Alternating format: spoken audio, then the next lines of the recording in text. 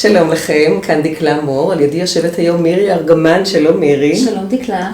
מירי ארגמן היא מנחת מעגלי אימון חווייתיים להעצמה נשית. נשים באות אל המעגלים שלך כי הם מיוחדים, כי הם חוות שם חוויה. בואי ספרי לי, באיזה צורה החוויה הזו נבנית? היות ואני מנחת קבוצות ומאמנת אישית, אני משתמשת בכל מיני טכניקות שגורמות לחוויה הזו לקרות.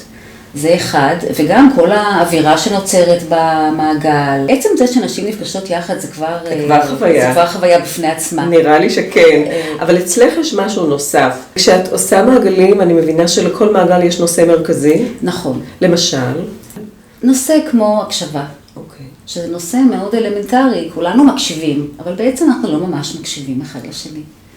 אנחנו עסוקים בדברים אחרים, אנחנו חושבים על עצמנו, מה נגיד, ולדעת להקשיב זה מיומנות.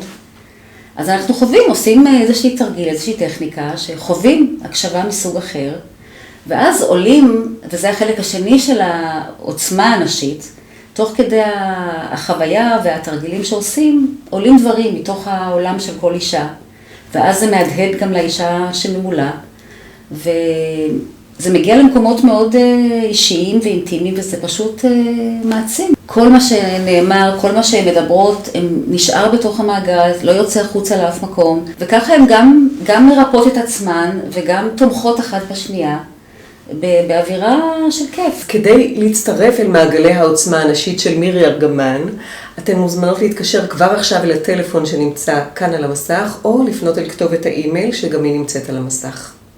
תודה רבה לך מירי ארגמן שהיית איתי כאן היום. תודה רבה דקלה. תודה רבה לכם, כאן דקלה מור. להתראות.